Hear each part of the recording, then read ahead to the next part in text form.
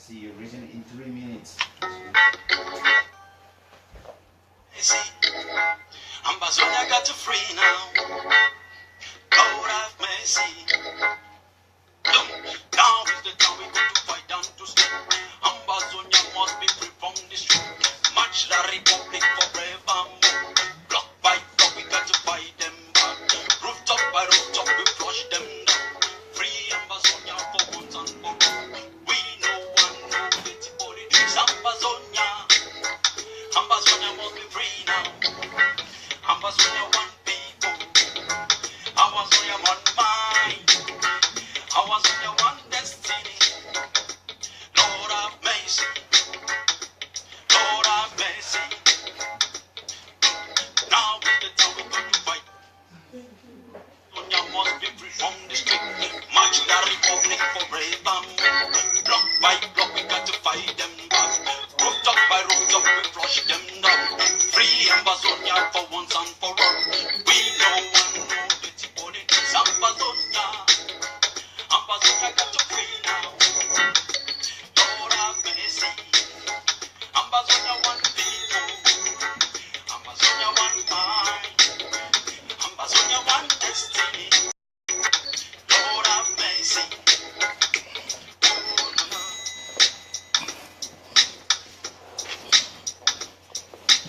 I'm still a soldier upon the battlefield. Match up the place, everything is alright. For they gain, for they divide and rule. Match up the place, everything is alright. No, no, no, no, no. Lord have mercy. Ambazonia one people. Ambazonia one mind. Ambazonia one destiny. Lord have mercy. Ambazonia got to free now. Oh, na na na. Now is the time we got to fight down to sleep. Ambazonia must be free from the street. March the republic forevermore. Block by block we got to fight them back. Rooftop by rooftop we flush them down.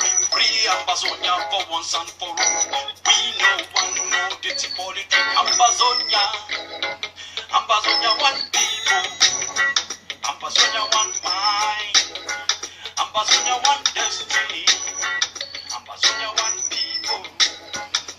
Lord have mercy. Good evening, my fellow Ambazonians. This is your humble servant, Ayaba. I am glad to be back here to have a conversation with you, to talk about our collective destiny as a people, facing one of the most brutal systems that had existed in the continent of Africa. These are trying times. And the reason why you have survived 56 years of impunity and rape, degradation, political exclusion is because you are an extraordinary people. You are a people with resilience. You fought battles on all the streets of our motherland. And each battle you've emerged victorious. You've showed Cameroon that they can take our lives, but they will never have the possibility to control our destiny. Write the last chapter of our story. I am glad that despite the innuendos, the ups and downs, the tribulations, the people on the ground have remained steadfast. They have respected the ghost towns, boycott of schools. But I want to assure you that in any revolution, the revolutionary curve goes up and down. There are good days and there are bad days. But I can tell you with all certainty, without any disrespect to the opponent who has kept us in impunity, that of all the battles we have fought, we have won 95% of the battles. And for that, you should be proud of yourself, your dispositions, your ability to withstand a rapacious regime. I have come today understanding the trend of events in the past weeks. I understand the anger, the frustration, and I know the reasons. In every struggle, when people feel uncertainty and like things are not moving, they choose the easiest targets. They turn their bayonets against themselves. But you are better than this. You are stronger than this. You are wiser than this. And that is why Cameroon has not been able for the past 56 years to subjugate us. Today I would like to talk about a couple of issues which are very important. And I would like to have this conversation with you as a people. One destiny, one hope, fighting for one country. We should not forget why we fight. As we speak, there are more than 100 Ambazonians locked up in the maximum security prison in Kondengi. There are more than 15 others locked up at the Buea Central Prison. There are more than 25 Ambazonians locked up at the Bamenda Central Prison. I have read in the past few weeks some of the anger, some of the frustration, some of the attack even on our prisoners, like Dr. Agbo Bala. I may not agree with his position, but you don't attack your prisoners. You don't attack your prisoners, especially when they can't defend themselves. And you should know why they are in prison. They fought for us all. We may not agree with the position. Of course, I reject federation with all my heart. I reject the stance of cohabitation with a murderous regime that has kidnapped our brothers and sisters and locked them up in distant prisons. I reject any coexistence with a system that has had no respect for us for the past 56 years. And I have said several times, if we have the possibility to build the biggest and highest wall to separate us from Cameroon after independence, to avoid our system being intoxicated by a value system that is degrading, dehumanizing, and undignifying, we will build that wall. We will even make sure we can capture one part of Cameroon, hold it until they pay reparation for many years of political thuggery and economic exploitation. So I understand you. Your stance for independence is unwavering. 99% of our people stand for independence. But you cannot attack your prisoners, especially people who have fought for us, are in jail on our behalf.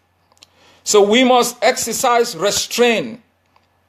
We must exercise restraint. We must understand the difficulties that lie ahead.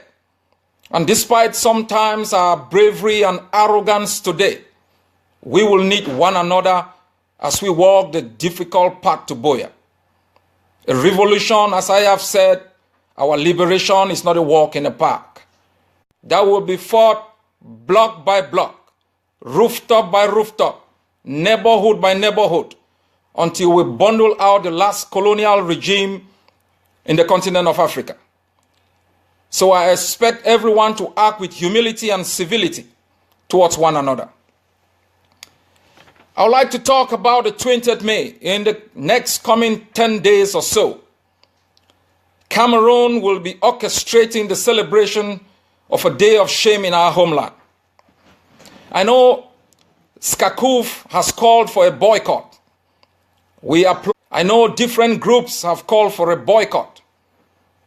We are joining our voices not only to call for a passive boycott, but for an active boycott. There is a difference between a passive boycott and an active boycott. An active boycott, we must ensure that we disrupt any possibility by the system.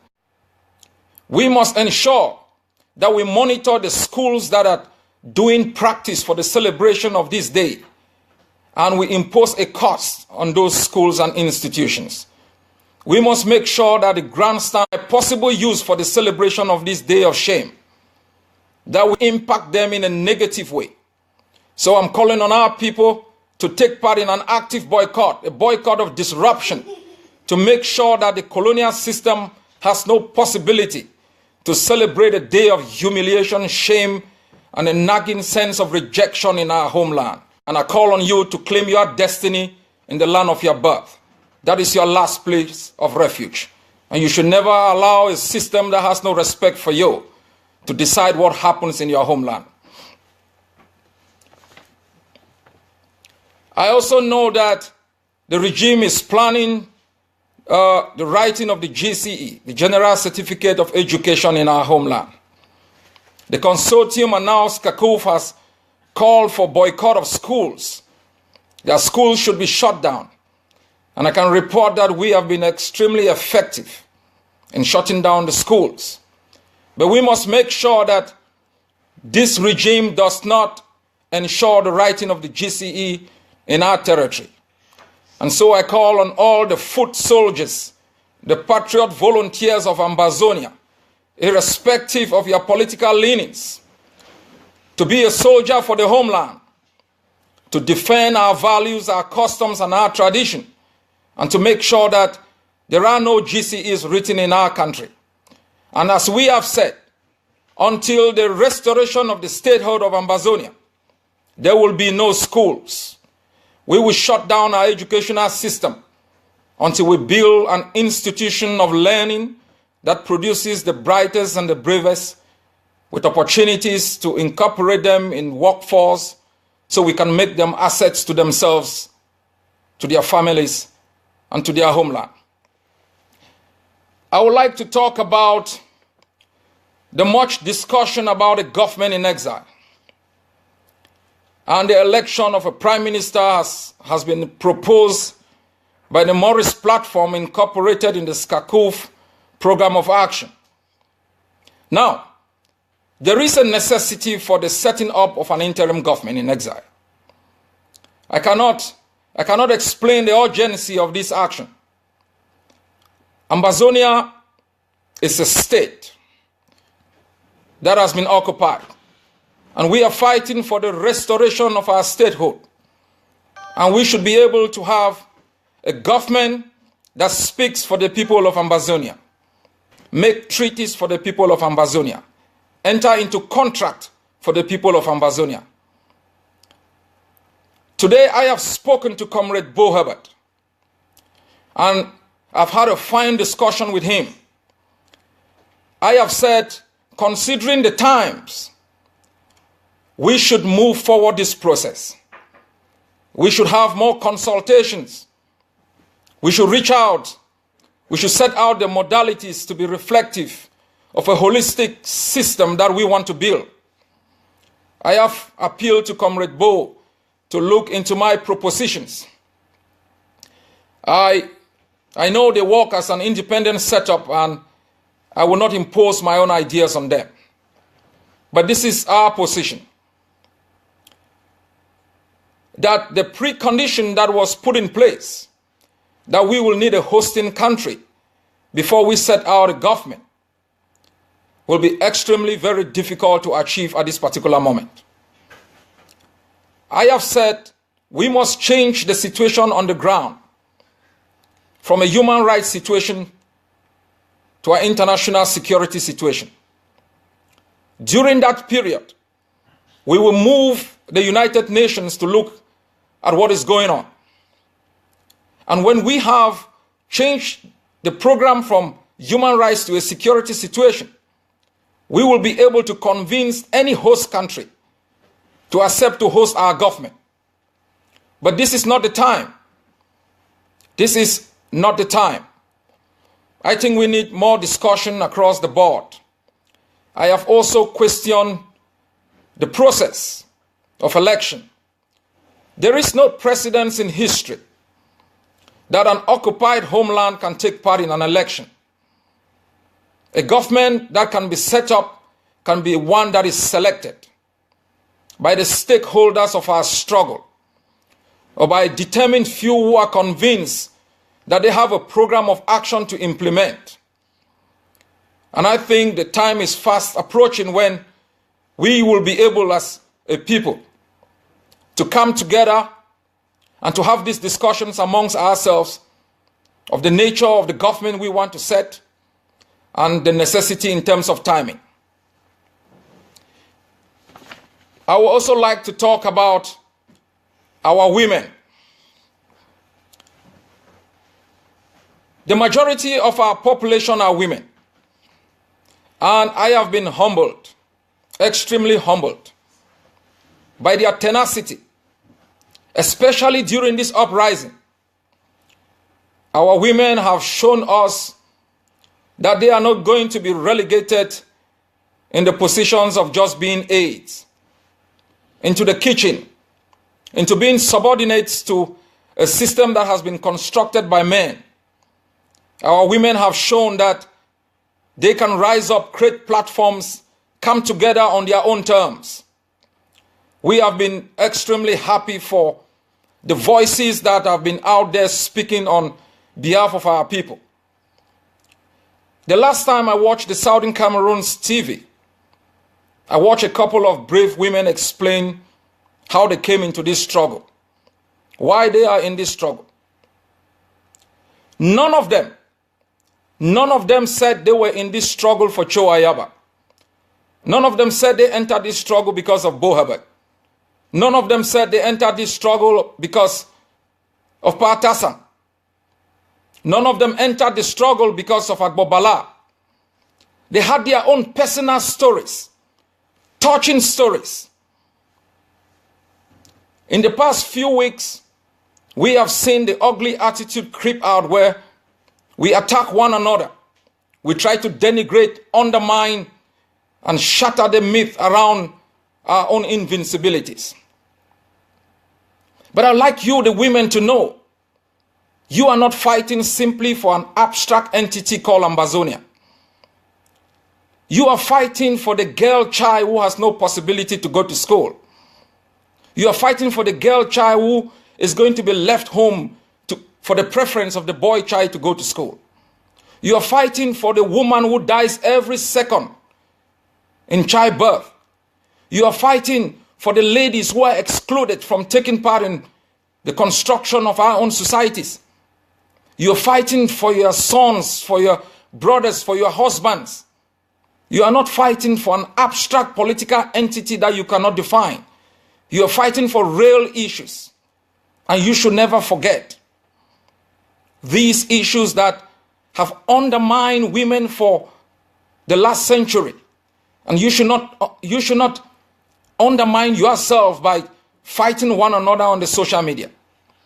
You should stick together, redefine the struggle, make sure you can foster unity, make sure you can promote us to work together as a people, make sure you are able to be tolerant.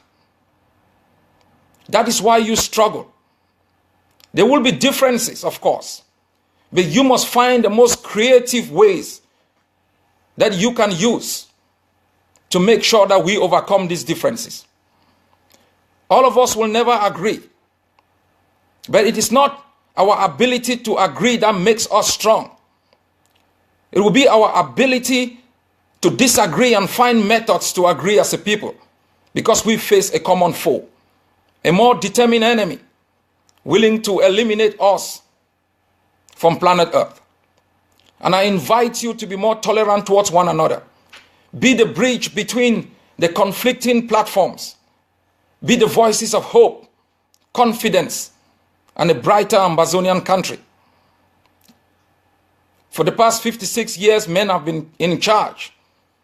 And since the uprising, you have taken your rightful position as we continue to struggle as a people. You must act towards one another with respect, with confidence, with the willingness to tolerate, to sacrifice. And you must know that if Ambazonians have been oppressed for the past 56 years, those who have borne the brunt of that oppression have been women. Never forget, by the time I finish making this statement, more women would have died giving birth than men. So I appreciate your role, and you must play it with simplicity, respect, and tolerance for the opinion of one another. Now I would like to talk about Skakoof. Skakoof is our collective platform. It's a platform that we have constructed. It's a platform that we have built. It is a platform that we must sustain. There are differences between the organizations that are in SCACOF. And I think we are having discussions about those differences.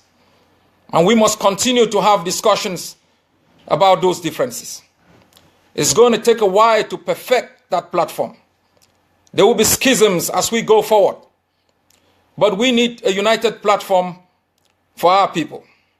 And I think SCACOF is the platform that we can perfect, make it better, to be representative of our collective interests as individual organizations and as individual stakeholders. In the past few weeks, they've achieved a milestone by launching our own television. It is not perfect, but with our collective will, we are going to make it perfect. All of these efforts should be welcome, should be appreciated, even despite the fact that we may disagree about certain approaches. Building unity is difficult. We can understand the kind of unity that Cameroon tried to impose on Ambazonia. It was a unity that had no tolerance. There was no space for dialogue. There was no space for dissent, no space for differences. And when you refuse to give space for differences and dialogue and understanding and disagreements and the possibility to talk out those differences, you create the possibility for rebellion. And so we must be extremely tolerant as we struggle as people who have been oppressed for so many years to build a platform that is inclusive, that is tolerant of the different ideologies and positions of the different movements. It's going to take a while. But as I discussed with Comrade Bo today, we must work hard to perfect the platform. But I can assure you that there will still be disagreements. And we must, as a people, as a collective, not propagate those disagreements. Let us try to highlight those areas that we agree on and try to work quietly on those areas that we disagree, so we can strike some understanding, compromises. Societies are built on compromises. They are not built on the winner takes it all. They are not built on sabotage, surrogates, throwing insults on one another. Cameroon has struggled to force unity using gendarmes, the army, coercion, bribery. It hasn't worked. So you should know you cannot abuse your way to a united platform. You cannot blackmail your way to a united platform. You must tolerate, understand, you give space for dialogue, compromises, and I am sure our people, as I have promised you, we will be there as a people, and we will support one another on this very difficult journey to our own freedom.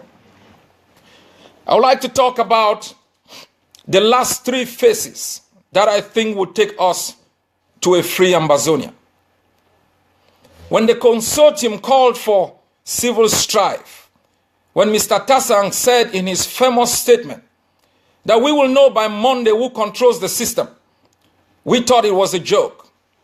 6 months down the line, that statement has held true on day one as it holds true today. We have defeated Cameroon on phase one.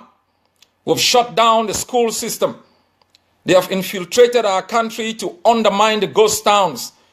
They have used their tactics of coercion, bribery, and deceit to make sure they can reopen our schools. They have been humiliated by the churches. They have been humiliated by civil societies. Their surrogates could not convince our children to go back to school.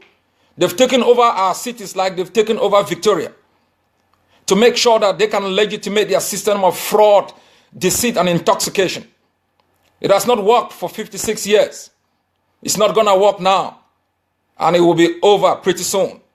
I can assure you that we are not going back to those dark days where we were under mental colonialism and physical occupation. Now we are a free people mentally. We are going to take our land inch by inch, block by block, rooftop by rooftop. And we are going to defeat Cameroon as we move forward. As I have said, we have defeated Cameroon in phase one. We are now moving into phase two. I have defined phase two as the stage of disentanglement, a stage where our people will listen henceforth only to our voices. The single most authority in our land will be that of Ambazonians. And for that to happen, we must make sure that we make the system ungovernable. That Cameroon cannot govern us from within Ambazonia. That the DOs cannot govern us from our counties. That we impose a higher cost on the occupation. That we must make sure if we tell the parliamentarians that you are not going across the Mongo, we have the means to enforce that decision. And that for anyone who is going to violate that decision, you are going to go on permanent exile into Cameroon. We must make sure in phase 2, Mukete cannot leave Boya and Kumba and go to Yaoundé and run his mouth and come back and live in our own city. That Ekema cannot speak in Boya freely. That they cannot transport our timbers and our petrol without us having the possibilities to impose a higher cost on them.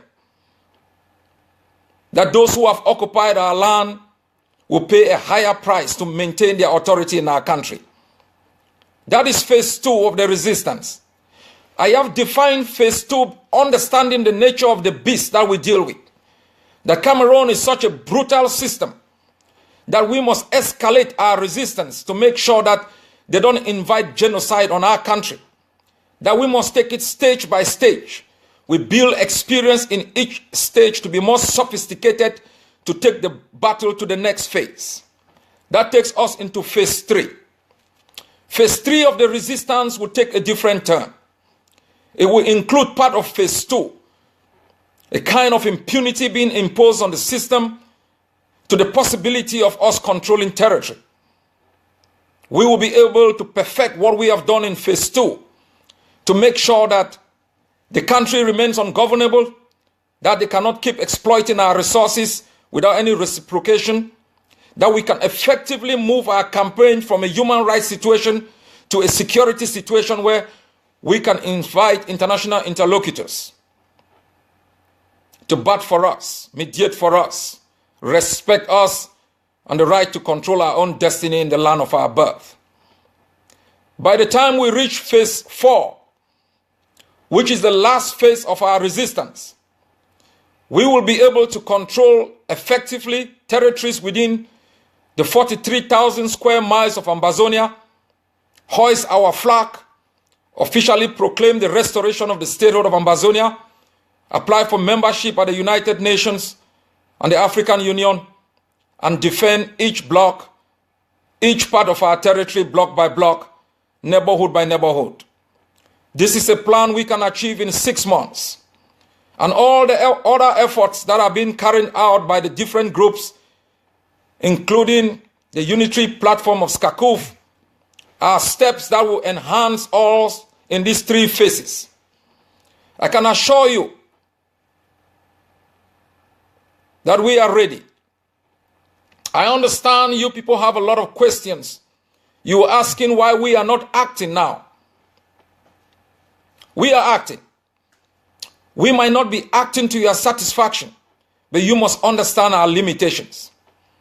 We are dealing with a system that outguns us, outmans us, has money 10 times than we ever have. I can also assure you, for each 10 operations that we undertake, we succeed only in 1. It is a very difficult endeavor, and I want you to appreciate that the sacrifices that our people are making will culminate in the liberation of our homeland. It is not the time to take credit. I don't care who liberates us. I don't care who takes the battle to Boya. What I want is independence.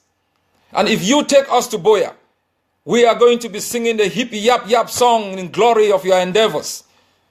We're going to be praising you, writing your names in the biggest chapters in the history books of Ambazonia. And I have also said, and we should take this seriously,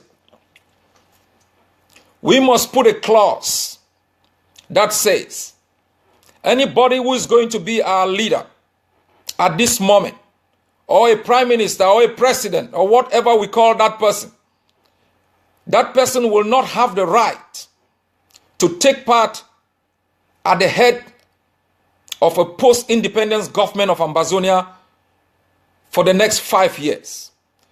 That means if you are the prime minister now, You will cease being the prime minister the day we declare independence.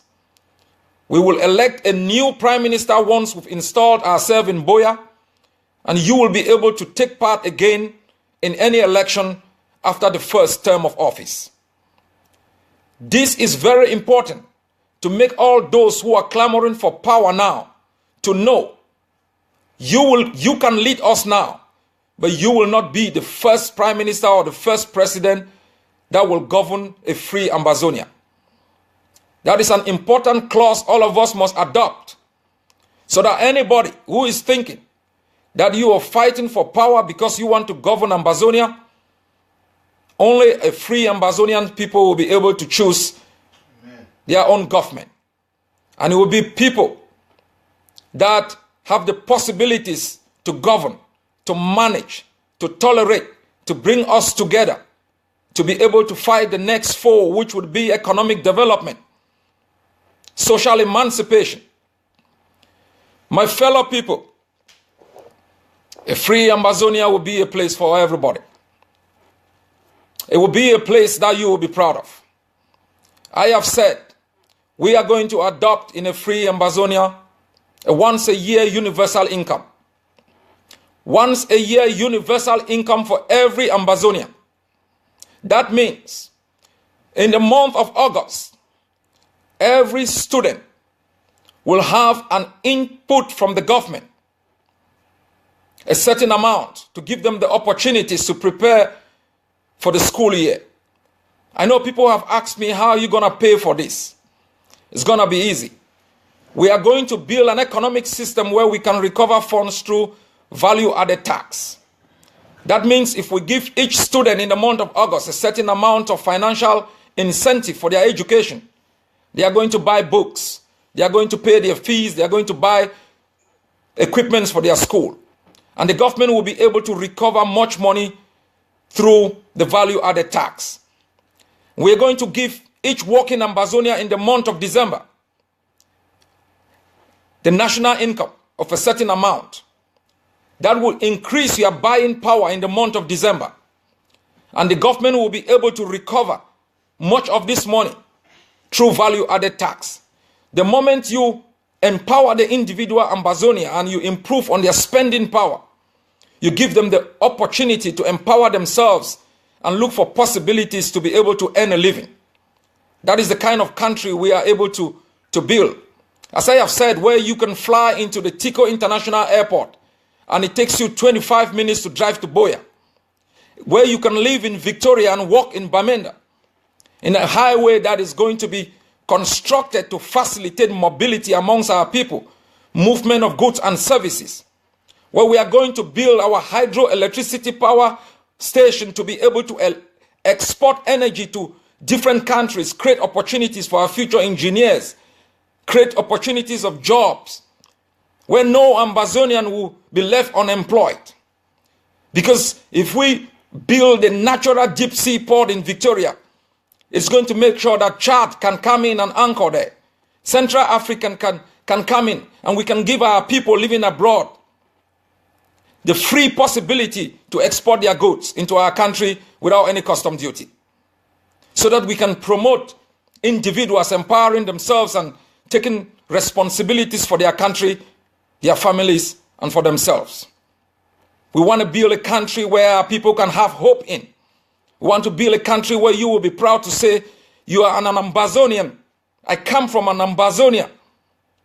We want to make you to have a passport that you think that's your identity, where you are proud of it, not only holding that passport, but a country that serves you, is built for you, serves your interests, defends your interests, stands for you. We want to build external embassies that can take care of our people, that if an Ambazonian has an economic problem anywhere out here, we can protect their interest. If an Ambazonian dies somewhere in Thailand, that embassy is going to work hard to repatriate that Ambazonia. Where the individual Ambazonia has more value than we have today under Cameroon. That is the hope we have for our future. That is the reason that we fight. We don't fight for power. We don't fight for abstract freedom. We fight for tangible things for our children. for our women, for our girls, for our mothers, to build institutions of learning that produce the brightest in the continent, to create an economic environment that is impactful positively in the lives of our people, where you can live in a country, in a neighborhood in which you were born, grow to die in that neighborhood, feeling proud to be an Ambazonian, where you can give your love for country and homeland, sacrifice for it, and hope to God Almighty and thank Him for being born in a space of men of honor, women of pride, a country with hope, a destiny that collectively we fight for, die for, go to jail for. That's why we fight, my people. I may not be there, you may not be there, but collectively as a people, we will be free. If not today, tomorrow. And our children will be proud of the sacrifices we've made here today. They will hope to God that our forefathers had done better than we have done today. They will never forget us. They will never forgive us. That with all the opportunities of internet, opportunities of being abroad, we have the brightest mindset in the world, that we messed up this chance because we didn't stick together. We didn't dream together. We didn't support one another. Stand together, my people. We have brighter days ahead. We've lived in agony, pain. Our mothers' children are out of school. There's hopelessness in our country.